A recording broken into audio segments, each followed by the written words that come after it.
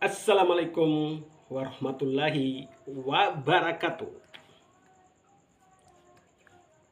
Sebagaimana Sanana Gusmao mengatakan, Timor Leste akan mati 10 tahun lagi.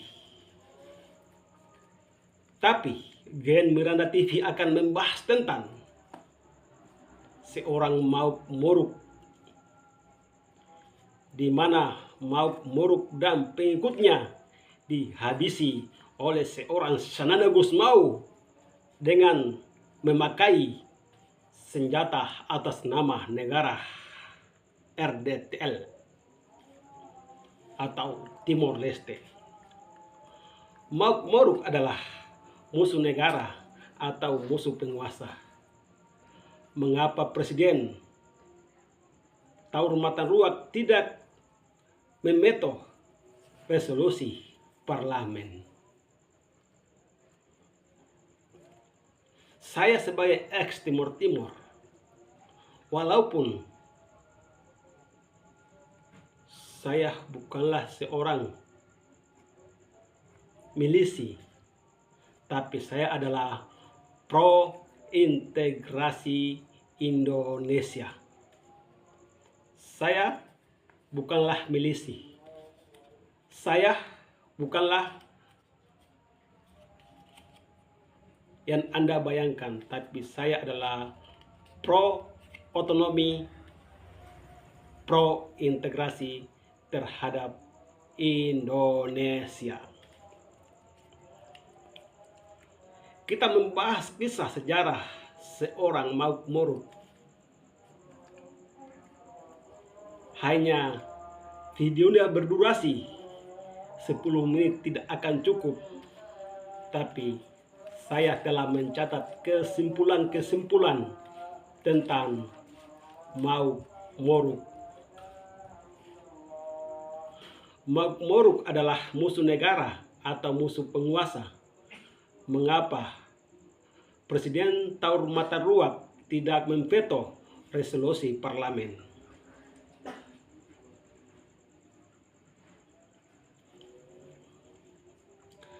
Tragedi berdarah yang menimpa Mauk Moruk dan pengawalnya pada hari Sabat suci yang jatuh pada bilangan waktu 888.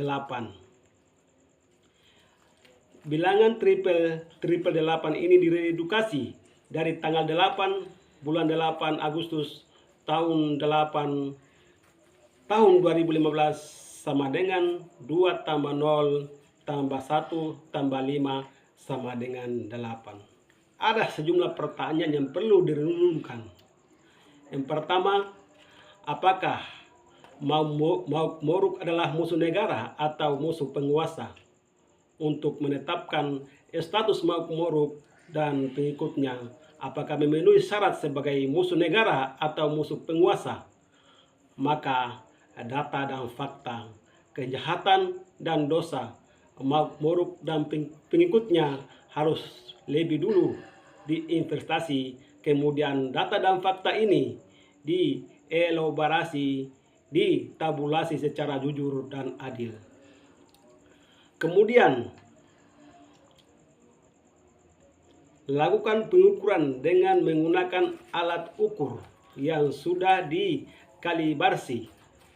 Baru setelah itu kita akan tiba pada kesimpulan untuk mendefinisikan status Mauk Moruk. Apakah Mauk Moruk adalah musuh negara atau penguasa, kawan? Kenapa harus kekuatan negara yang menghabisi nyawa seorang Mauk Moruk?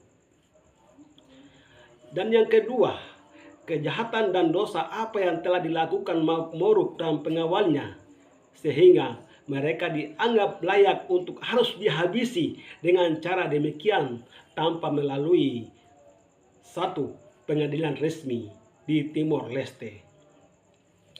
Kalau ternyata kejahatan dan dosa Mauk Moruk dan pengikutnya bukanlah musuh negara, maka pertanyaannya adalah, apakah keputusan negara yang telah secara sadar terorganisir dan sistematis melalui resolusi Parlemen Nasional menggunakan alat negara angkatan bersenjata untuk memburu dan membunuh Mauk dan pengikutnya dapat diklarifikasikan sebagai pelanggaran konstitusi yang harus atau tidak. Mereka yang melek hukum, terutama pakar hukum tata negara yang berkompeten menjawab pertanyaan Gen Miranda TV. Dan yang ketiga, mengapa Presiden Dewan Revolusi Maubere itu harus ditembak mati pada bilangan 888 yang jatuh tepat pada hari Sabat Suci menurut kepercayaan orang-orang Kristen di Timor Leste? Adakah urgenitas situasi genting di Timor Leste yang memaksa para pemimpin Timor Leste harus sesegera mungkin menghabisi Mauk dan pengawalnya pada waktu 888 yang adalah hari Sabat Suci? Dan yang keempat, mengapa Presiden Taur Matan Ruak tidak memveto resolusi parlemen? Bukankah beliau memiliki hak konstitusional untuk melakukan itu? Karena hak seperti itu dilindungi oleh konstitusi negara. Dan yang kelima, apakah keputusan negara mengeksekusi mati Mauk dan pengawalnya memiliki basis legalitas dan basis legitimasi yang bisa dipertanggungjawabkan? Kalau dinilai legal, apa alat ukur yang digunakan? Dan kalau dianggap legitimasi, juga apa alat ukur yang digunakan? Karena standar alat ukur yang digunakan untuk mengukur keputusan negara mengeksekusi mati Mauk dan pengawalnya tanpa melalui satu pengadilan resmi memiliki basis pengukuran yang berbeda. Jangan dikira karena sudah legal maka secara otomatis akan legitimasi. Legal belum tentu legitimasi, sebab keduanya legal dan legitimasi memiliki kriteria sendiri-sendiri. Dan yang keenam, mengapa untuk memburu seorang Mauk dan pengikutnya yang tidak memiliki persenjataan yang mengancam stabilitas bangsa dan negara? Negara harus melibatkan angkatan bersenjata di dalamnya. Mengapa tidak cukup untuk menggerakkan kepolisian saja? Ataukah para pemimpin Timor Leste percaya bahwa dengan menumpahkan darah Mauk dan pengawalnya pada angka 888 yang bertepatan dengan hari di mana perintah Allah sebagai kepercayaan orang-orang Timor Leste, yaitu Kristen Katolik dan Kristen Protestan? Semoga para pemimpin Timor Leste menemukan alasan kuat untuk menjustifikasi membenarkan tindakan mereka membunuh seorang Mauk dan pengawalnya pada hari Sabat Suci, apalagi pada bilangan 888. Karena jika tidak, maka secara iman, moral maupun secara kosmis, apalagi berdasarkan hukum positif, baca undang-undang dengan pertumpahan darah Mauk dan pengawalnya pada hari Sabat Suci, apalagi pada bilangan triple cantik 888 yang merupakan simbol nama suci Kristus menurut kepercayaan orang-orang Kristen Katolik dan Kristen Protestan di Timor Leste. Maka hampir semua pejabat negara RDTL tangannya telah ikut berlumuran darah dan mulutnya telah ikut mengepulkan asap tanpa berdiri di atas alasan yang legal dan legitimasi, maka mengambil nyawa orang lain dengan cara demikian, dan itu dilakukan atas nama bangsa dan negara. Melalui resolusi Parlemen Nasional dengan melibatkan semua lembaga resmi negara di dalamnya, maka telah menyebabkan bangsa mini tersebut berhutang darah. DB ema niaran ne selula hotu makne. Dan untuk itu sepertinya drama bersambung akan terus mewarnai perjalanan negara kecil itu. Mengapa demikian, saudara? Jawabannya sederhana sekali. Bukankah jika ditelusuri secara retrospektif, Mauk Moruk dan pengawalnya diburu dan kemudian dibunuh pada hari Sabat Suci Triple 8 diawali dengan resolusi yang dikeluarkan Parlemen Nasional Timor Leste? Dan bukankah yang namanya parlemen, apalagi menyandang status parlemen nasional, adalah merupakan titisan jelmaan seluruh rakyat sebuah negara? Jika ada pihak-pihak tertentu yang memandang bahwa terbunyinya Mauk Moruk dan pengikutnya adalah sebuah kesalahan besar yang secara sadar dan sistematis telah dilakukan oleh negara, karena faktanya hampir semua lembaga resmi negara RDTL terlibat di dalamnya, maka untuk mencari pihak-pihak harus bertanggung jawab atas terbunuhnya Mauk Moruk dan pengikutnya. Wajib hukumnya harus dimulai dari hulu dengan menjawab pertanyaan, siapakah sebenarnya inisiator yang menginisiasi lahirnya resolusi parlemen, karena harus ada pihak yang memulai menelurkan ide, bukan ujung-ujung resolusi itu jatuh dari langit Fatu Kama. Resolusi Parlemen Nasional Timor Leste adalah merupakan hulu dari benang merah itu. Hilirnya adalah terbunuhnya Mauk Moruk dan pengikutnya pada hari Sabat Suci bilangan Triple 88.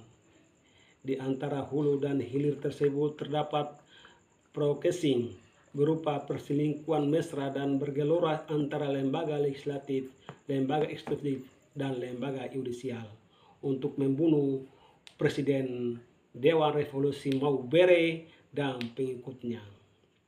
Pertanyaannya sekarang adalah, apakah Timor Leste itu adalah termasuk salah satu negara di dunia mengadopsi hukuman mati?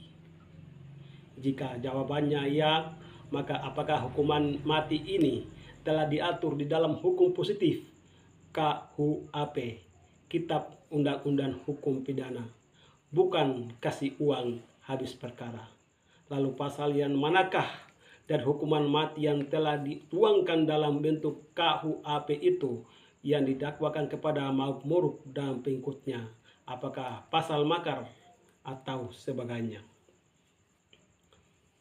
Jika jawabannya Timor Leste tidak mengadopsi hukuman mati, maka pertanyaannya lanjutannya adalah, terlepas dari apa dosa dan kesalahan seorang Mauk Moruk dan pengikutnya, atas dasar hukum positif yang mana negara secara sadar dan sistematis mengeluarkan resolusi tingkat Parlemen Nasional untuk membunuh seorang Mauk Moruk dan pengikutnya? Jika tidak ada hukum positif yang bisa digunakan untuk menjustifikasi membenarkan tindakan pemimpin Timor Leste yang telah dengan sadar penuh sistematis mengambil nyawa orang lain, maka saya ingin sekali berpendapat negara RDTL kelasnya paralel dengan negara Barbara yang di dalamnya hidup bangsa Barbara yang primitif, yang haus darah, penuh dengan perilaku barbarisme hanya dikarenakan status keadaan bangsa kita yang serba tangguh. Setengah beradab, setengah barbara primitif, setengah merdeka, setengah terjajah, setengah demokrasi, setengah demokrasi, semua orang untuk kegilaan, di mana hukum yang berlaku adalah hukum rimba tanpa aturan main, maka yang kuatlah yang akan menang, bukan benarlah yang menang. Ataukah Mauk Moruk dan pengikutnya harus gugur karena di Timor Leste telah muncul diktator baru abad 21 yang telah dengan sangat efektif tapi sama sekali tidak efisien, karena menghabiskan anggaran negara yang begitu besar, mengalihkan fungsi seluruh lembaga resmi negara menjadi instrumen kekuasaan untuk memenuhi ego dan obsesi para diktator baru. Jika resolusi Parlemen Nasional Timor Leste dianggap sebagai input yang merekomendasikan kepada kepala negara untuk bertindak atas nama bangsa dan negara, dan outputnya adalah gugurnya Mauk Moruk dan pengikutnya pada hari Sabat suci Triple 8, maka saya tetap melihat adalah ada masalah besar yang harus dikelirkan. Dan saya sebagai host Gian Miranda TV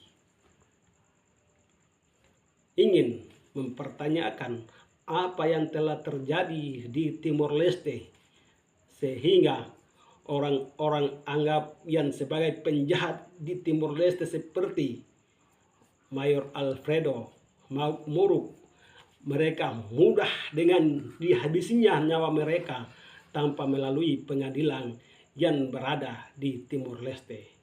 Cukup sekian. Assalamualaikum warahmatullahi wabarakatuh.